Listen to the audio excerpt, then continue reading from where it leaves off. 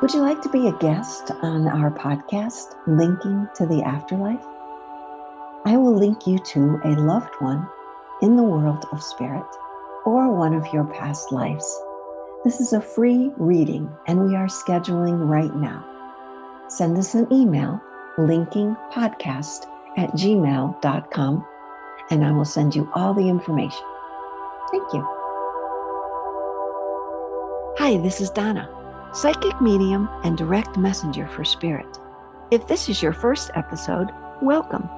I invite you to listen to previous episodes where I link my guest with their loved one in the world of spirit.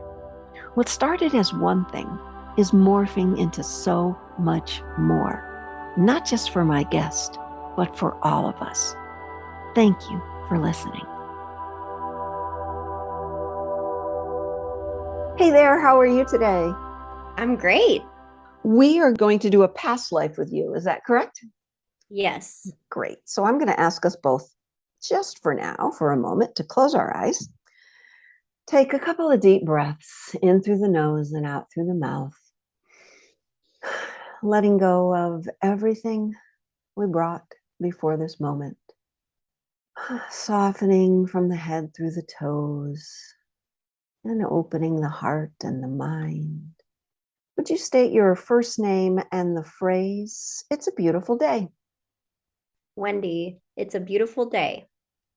Wendy, the first thing I'm noticing as I become you, also in this reading, I'm seeing myself as you placing things on the ground, like you're selling something on the ground in front of you. We're talking days when you're younger here. You're probably under 10, but more than 6 years old.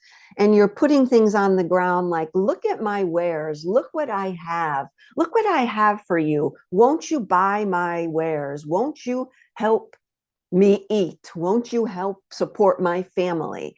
There's this young soul in front of me that feels that she has to, and you're a small little, I'll say girl, I'm looking at you from behind, but there's beautiful blonde curls, which people in this age, I'm going further than I want to right now, but I gotta go. People in this time frame, this dimension, this life, they don't like that. They don't like that you have blonde curls.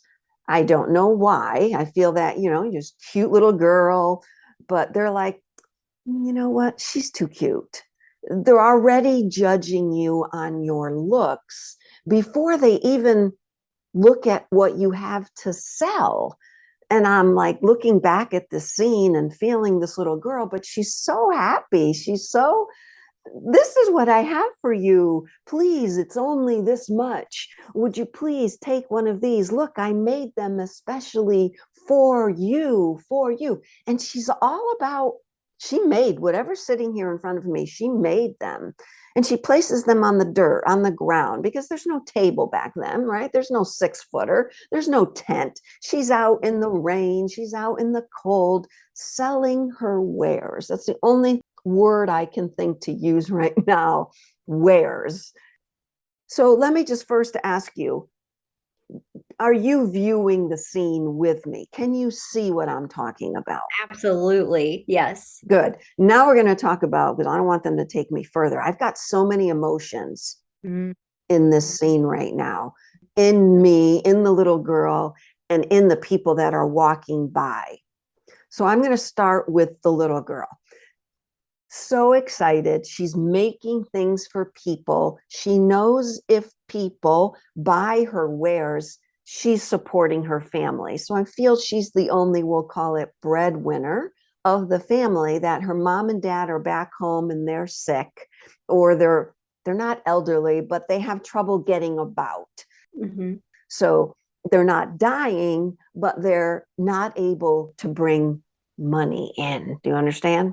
Yes. So this little girl between the age of, we'll say 7, 8, 9, not older than 10, I'll say again, she tries so hard to clean herself up because she knows people judge her. But she just has this smile, this way about her that she, although she cares what people say, she's working on not letting that affect her personality as she tries to sell. Phew. Like in Donna's head, she's like, can we take a break for a moment? And they're like, no, this is just like a scene that says so much. Wendy, can you say that any of that resonates with this current lifetime, whether it was you at that time of your life, meaning that age, where you felt like you had to protect your family, you had to be the winner in your family, be the one that smiles in your family, or at this point in your life? Can you elaborate just on the little girl? Yes, I would say that that little girl is me now, and also in other aspects was me when I was a little girl. Hmm. So you feel the parental unit thing, Yes. like they're either struggling and you feel you have to be the, I want to just say the winner, Mm-hmm. the one that has the smile on their face all the time. Can you elaborate just a little bit on that one? Absolutely. I feel like I was always the one pulling that kind of weight in my whole family, pushing through, keeping things moving forward, keeping things positive, trying to have everything be positive. And also, I think I probably learned that from family members around me too, to just keep putting the smile on. Mm. And did you feel lack in your house, whether it was financial, emotional, support, lack of anything? Like she's selling her wares because she needs to support because there is lack in her house. I don't think I felt that way as a child. I could take another look at that now, Mm. for sure. In your life now, In my life now as an adult, yes. that feeling of lack. I just want to make sure we hit every emotion because that's how past lives work. You bring them forward. It doesn't feel like to me there's a burden on you now Mm-hmm. in this present life, though, from that past life. But I do feel this little girl needs something from us. We're not there yet, though. Got it? Yep. And the wares that she's so proud of because she made them herself. Do you feel that that's what you are now? You want to make things yourself. You want to be the maker. 100%. I do that. I make things from the ground up to sell. The ground, placing things on the ground. And she wants them to be really neat, Mm-hmm. right? But she doesn't even have a sheet or a blanket, anything to put down. So her wares just go on the ground. I know what you do, but I do now see what's on the ground. And it's food, but it's the smallest of the smallest tomato, the smallest, squash or gourd. They're so small. Like, gosh, shouldn't tomatoes be bigger? And shouldn't those squash be bigger? In my head, Donna thinking now, but she's so proud of that. This is what she grew, but they're so tiny. Does that make any sense to you? It does, because it's making me laugh a little bit, because at the farmer's market, those are the kind of comments people might make that will tick me off, because it's so much hard work to grow food, and somebody will come along and say, "Oh, look at those tiny little green onions." And to me, what I put out is very high quality. And sometimes it is smaller because that's the way I like to pick my squash, for example. But some people where I live want everything big. Yes, yes, because their thought is bigger is better, bigger is healthier, bigger means I'm going to get more for my money. Yeah. It's very interesting the way it took a second for me to see what was on the ground. But she's so proud, just like you just said, this little girl was so proud of her wares Mm-hmm. because she grew them, but she's little. It's not like she could go out into the fields and wait until it got big because how would she get them to the market, her market? How would she carry them all? She had to have them small, so she would carry them in her little dress, right? She would put them in her little dress and hold them. What a cutie patootie. This little girl, just so happy. And she never stopped talking, selling. Is that you also when you go to your market? No, not anymore. I would say I probably started out that way and after a while probably became a little disenchanted. Well, now we know why a little bit about that, how that spilled over. There's that word, spilled over into this life. And there's really no good, bad, or right or wrong here. But what I find interesting about this visual is the way you're intuitively picking up, but also seeing the proudness of this little girl, how proud she was. And that's what you've taken into this life. Mm-hmm. So now we're going to go to the people. And you've already pretty much explained the judgment of people. And this little girl didn't let it affect her either. So now I'm getting a clearer picture of the little curls that she had, how she was trying so hard to look presentable so that she could share her food, but yet her dress was dirty, her dress was old, her curls were there, but yet it was dirty. You know, she didn't have that benefit of a shower every day, right? This is that time, this is that age. Yeah. So although she was proud of herself, she tried though to present herself better, but the people wouldn't want to buy her food because of the way she looked. Is that resonating anything into this life? Oh, yeah. Yeah. I think that I don't always make the effort to present myself as most people do. I'm more like, okay, I'm a farmer. My shirt's dirty. I feel like my hair is something I've always struggled with my whole life. I wash it one day, the next day it looks greasy. And so this is funny because it absolutely resonates with me. I hope that people don't look at me and think that, but I can already almost hear my dad saying, brush your hair. Ah, interesting. Mm-hmm. She doesn't care. She hears it, but she doesn't care. It doesn't sound like you care either. What beautiful messages you can learn from this 6-year-old, 7-year-old, 8-year-old that spilled over here into this life. That's beautiful. The people that walked by were very upper class, I guess is the only way I could say, not of her class. Mm-hmm. She had to walk a distance to get to this street. Mm-hmm. She had to walk a good distance. So now you can see again why she wouldn't let her food grow too large, because how was she going to get it to the cleaner streets in order to sell? Mm-hmm. That in and of itself is going to bring judgment upon her. But she knew it was the only way she was going to make money for her family. It was the only way. Some people were kind as they're walking by and they would throw money at her, but they wouldn't take her food because they're like in their heads, I don't know what I'm going to do with that. But thank you, honey, for coming this way. They would just give her the money, but not take her food. Kind of like a little passive aggressive, but also they gave her coins. So she was happy. She didn't care.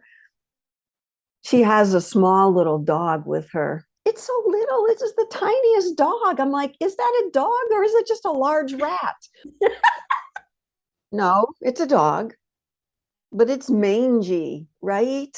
It's mangy. Its hair is knotted. It's dirty, just like this little girl, but so happy. It just lays by her side, this little mangy dog. It slept the whole day because it was old. That dog had been part of that family for a very long time. The companionship of that dog for the whole family. Is that making any sense for this life?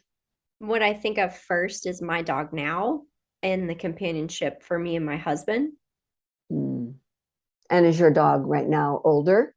Yep. Yeah. Like the dog lasted a long time, regardless that it didn't have a lot to eat. I'm sure it had all kinds of issues, but it walked with her all that way. And I'm like, yeah, you couldn't put anything on that dog's back. That dog couldn't carry anything. The littlest dog. I just keep looking at the scene of her, and I'm only seeing her from behind. Like I have to look over and look above at what she was selling, and I saw the scene in front of her. It's giving me a little bit of, I'm so into myself. It really doesn't matter, Donna, what you think about me. It's really a part of that, thinking I'm going to be here regardless of who and what people think, who comes around, who buys. And when she leaves every day, she leaves the food. She doesn't even take it back to use it. She puts it together. I'm watching her put it together, and she brings it to some sort of shelter or orphanage. What a powerful image. This little girl, not even taking it back to her own house, she takes it to others in need. That's you, isn't it? Well, it's funny. It's making me tear up a little because that's such a sweet image. Right? Also, I have tried donating food here and they won't even take it Oh, because there's no way to store it. And I don't know how much people are even using the food pantries. that's interesting. It's all boxed food, dry food. So Got it. there's no way for them to keep fresh vegetables for people who need food. I understand that. So I see how that spilled over your want and your need to do that. But in this life, that doesn't happen. But that little girl, you're right. It should bring tears to your eyes because it's reflecting what you really want to do in this lifetime and can't. But not because of you, just because of the situation. That's interesting that she allowed me to see that. And then she drops off the food and she's still so happy. And she trudges all the way back home. And I'm like, I'm exhausted just watching this little girl. And she trudges all the way home. And she gets to her hut. I mean, it's not even a house, it's a hut, it's small. It feels like family, like grandma and grandpa, even though they're not that elderly, they're in the hut next to her or the room next to her. Like it feels like she's taking care of everybody in the family. So when she gets home now, she's got to bring in the water, she's got to make something, some sort of meal to feed not just her parents, but grandparents. I don't feel siblings, but I feel a lot of siblings past. Do you have siblings in this life? No, I don't have any. So that kind of spills over. I mean, who wants to experience that again, right? The death of her siblings that have kept coming into this life, Right. into that life. She's still so happy. She's cleaning up after everybody. And this is like probably 10 o'clock at night by now, right? It's dark. She hasn't given up. She's not exhausted. And her dog is still right by her side. But as the days go by, I just feel like there's something for us as she starts to notice the passing of her family, because now she's going to be alone. So she's losing her parents. They're both dying about the same time, the parents, not because of anything this little girl did, but just based on the time. They picked up some disease. Grandparents were already gone, but I don't feel that was emotional as the parents going. And in this life, that's part of your world now, too. Yes. Both your parents crossed early. Right. Yeah. Somewhat early. Yeah. But I feel like you still are taking up the slack. This little girl is still taking up the slack of what the parents either left behind or, and no good, bad, right, or wrong, but she still has the hut. She still has to go make money. Still has to take care of the freaking dog is still alive, but all the parents are gone. Does that make sense to you now? Do you feel like, still happy, but yet parents are gone, but still feeling like you're picking up pieces from parents? That's interesting. I'm not sure. I'm not sure if I'm still picking up those pieces. Mm. Again, I'm going to say there isn't an emotion that I feel from her. I feel the emotion hasn't changed. She's still, all right, it's just part of my job. All right, this is my life.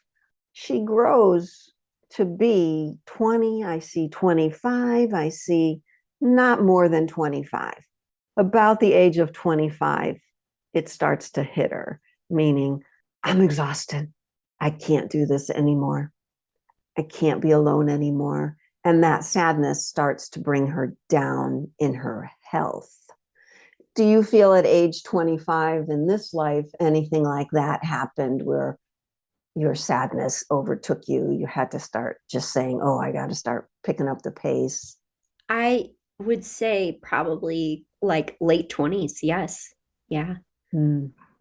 I was working so hard, I had adrenal fatigue, and then I had to start taking care of myself. Mm.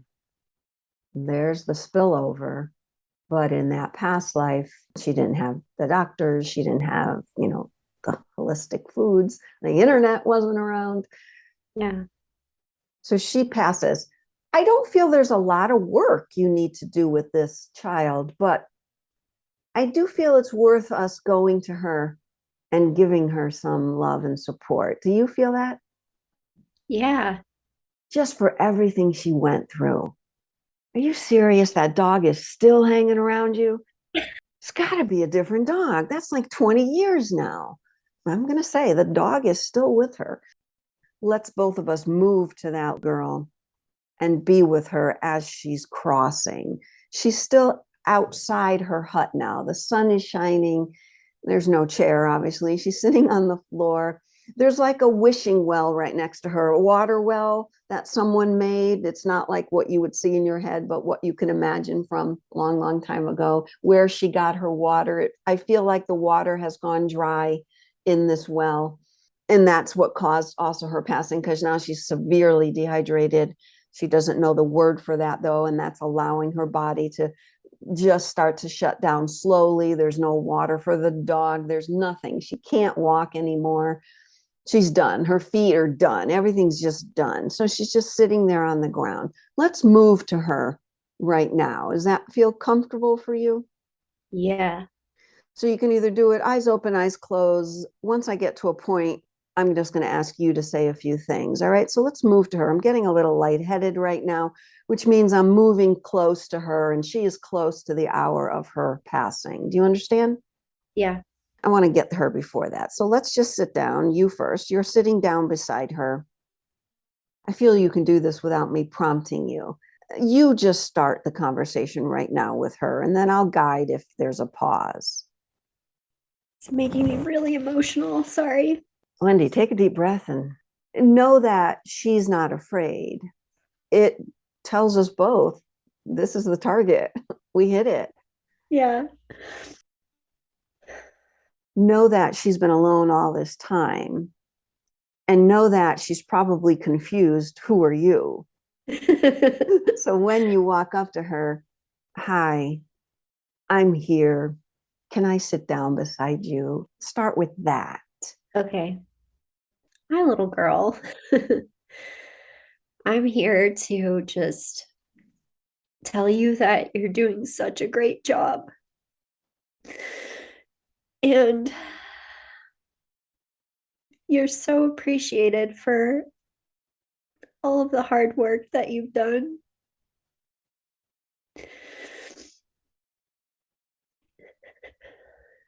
You are enough, and your vegetables are really high vibrational.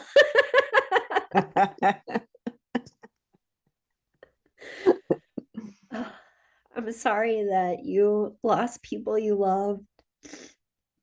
And it's okay to take care of yourself and not just everybody else. And don't forget to drink your water. Take it easy sometimes. I'm going to be her now, okay? Because she wants to speak. Okay. Thank you. Thank you. I did want to do so much more.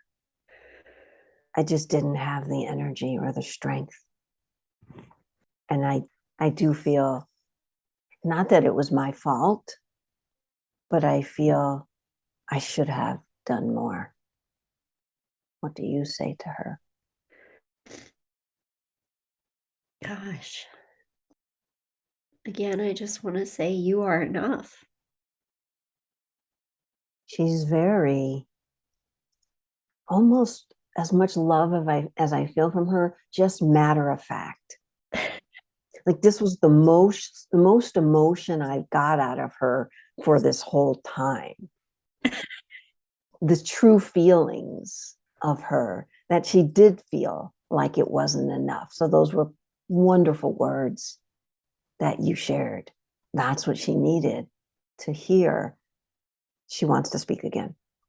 Will you stay with me until I go? Yes, I will. Will you hold my hand? Yes, I will. I need to lie down now. Okay. Can you help me? Yes. Is my dog still here?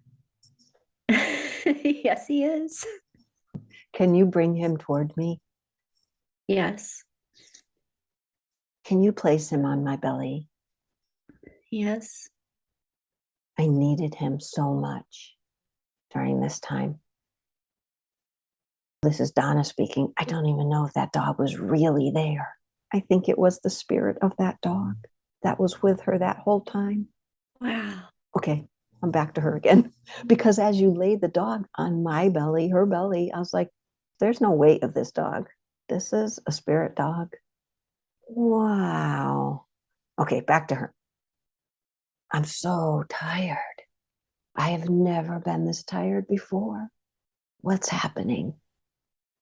What's happening? You're passing. Passing to somewhere peaceful. I see my parents.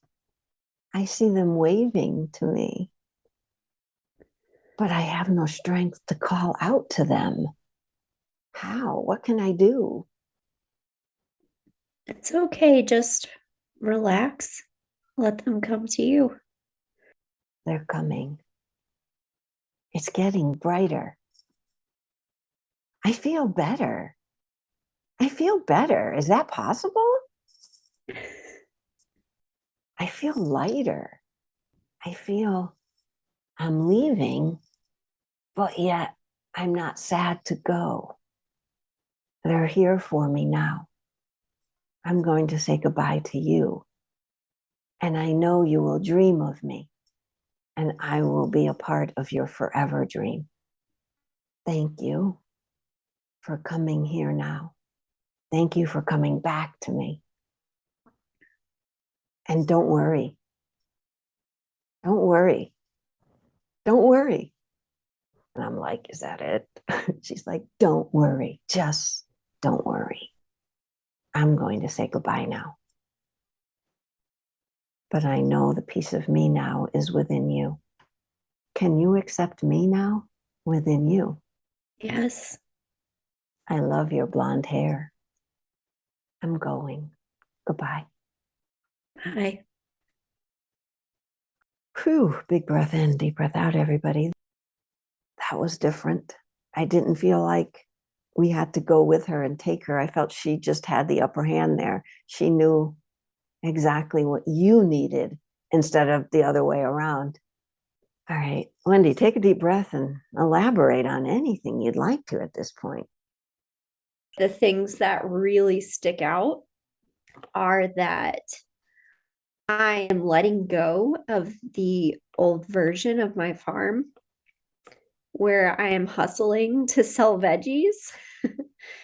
And so that has been difficult for me to let go of. And so that just showed me how I was almost repeating some of those soul aspects in this life. And I recently feel that I am sort of closing the cover of that book and beginning a new one. So it's not surprising that I felt like I let her go even more than accepting that piece. But what I actually love about accepting that piece is that I think that it's important to honor everywhere we've been on our journey Mm. and not to forget. Like you can move forward and still honor that piece of you that you no longer are playing out. And the spirit dog is really interesting, the little dog, because my dog is 14 and I'm just like, keep going, keep going. And he does. He has so much energy. Wow. And he is like my little companion, my little familiar. And so he's been on breathwork journeys with me. Maybe he journeyed with us to this little girl. The other thing that is wild, as you were talking about the well and the well drying up, when I was a little kid in this life, I had recurring nightmares that I was falling down a well and hitting my feet. I could feel I would wake up with my feet hurting from landing on my feet at the bottom of the well. What? Yeah, it was a recurring nightmare that I would have as a kid. And I always wondered what that was about. I see some symbolism here. Also interesting with the feet because I have a foot issue in this life. My mom did also. And I know that a lot of times with feet, it's about moving forward. So here we go with the releasing the old to make room for the new and move forward. The feet. I didn't even go into the well, but I did say that about a well and how it ran dry. And all the times that she walked, she was barefoot. And as far as she went, back and forth, she was always barefoot. She had no shoes. Her feet at that age were done. Yeah. You were picking that up as a child. That makes perfect sense. Farming makes me so happy. It makes me so happy. And I know what I've got is awesome. And now I just want to do it for myself because it feels like I have that opportunity for one in this life. I don't need to go out and spread everything out, my wares out for people. I can do something different now. And don't you also have a well that's not very full? Yes. Did I tell you that? You did at some point. Yeah. Oh, I did. Yes. Yeah. It just runs slow. That's the thing. Yeah. Interesting how many things came through from this past journey. So many. So multi-layered. It's wild. And I feel like it really helped me just let go. Just a little bit more. Yep. Our letting go doesn't have to be in big chunks. And we certainly can't assume that if we let go of something, that's all there is to let go of. Once you let go of one thing, there's more to let go. There's always something to let go of, whether it's doing this work or foods that you eat, things that you do, just to see yourself in a different view when you do let go of certain things. There's always more underneath. Why not? Yeah. But it doesn't mean we're not enjoying where we are now. Right. Wendy, any closing thoughts before we close the curtain on this movie? Ooh, I just love this little girl.